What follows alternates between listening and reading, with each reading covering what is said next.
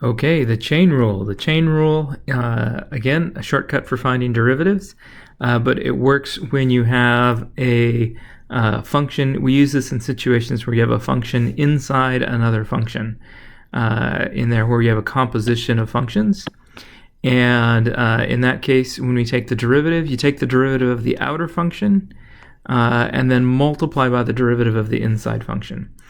So if you've got f of x is equal to 2x plus 4 all raised to the fifth power, you've got to kind of raise to the fifth power as the outer function, and we want to take the derivative of that.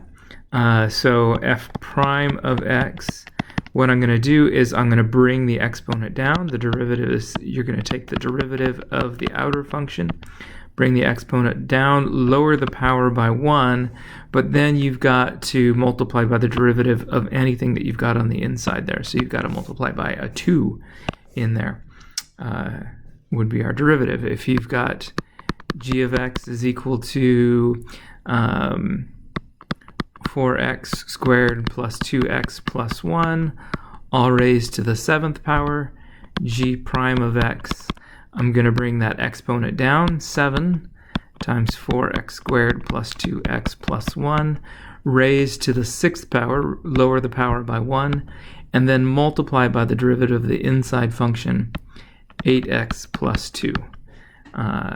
Derivative of 4x squared, you're going to multiply by the exponent, so you're going to get 8x, reducing the power by 1, and the derivative of 2x is 2. The derivative of 1 is just 0. So you take the derivative of the outside function, then multiply by the derivative of the inside function.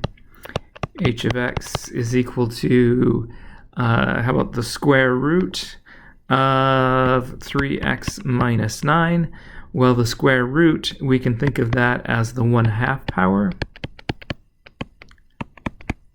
And so then when we take the derivative, I'm going to take the 1/2, multiply by the exponent, 3x minus 9 to the minus 1/2 power, and then multiply by the derivative of the inside, which would be a 3 in there. That 3 comes from the derivative of the inside.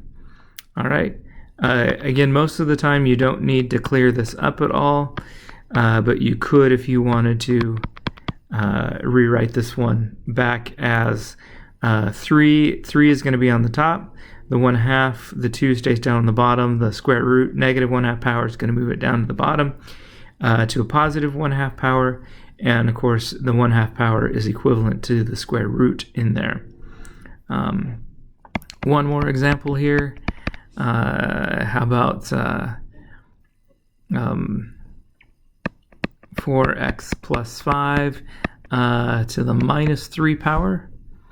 K prime of x, I'm going to bring down the negative 3, multiply by the negative 3, subtract 1 from your exponent, so negative 3 becomes negative 4, and then of course you have to multiply by the derivative of the inside.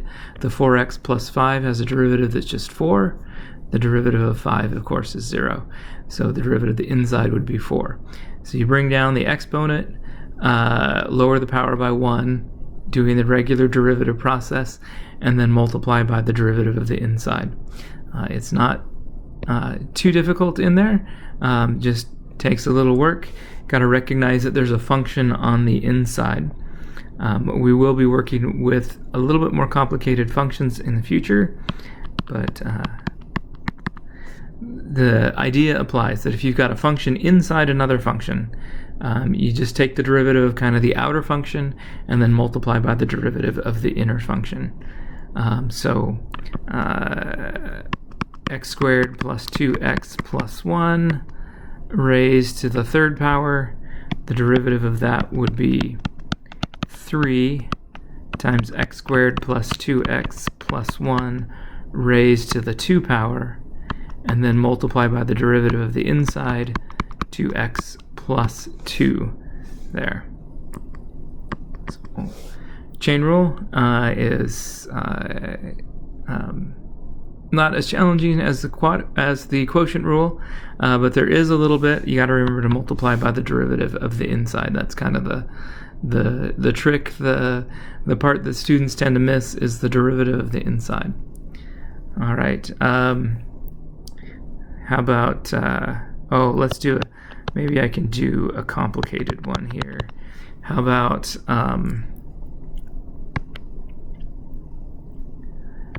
2x plus 3 squared plus 4 all raised to the 9th power. So in this case, I might have to do the chain rule maybe twice. Let's see how that works. I'm going to bring the 9 down.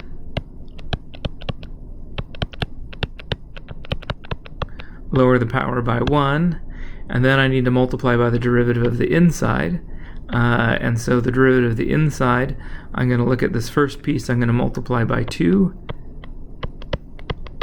times x plus 3 raised to the first power, and then times a 1, and then the derivative of 4 is just a constant, that's 0. So we're using the derivative of our inner inside is another 1 in there, so it didn't really affect things, but there's the idea again that you have to use the chain rule again when you're taking the derivative of the inside. I've got another piece where you have to use the derivative of the inside. All right, good luck with these.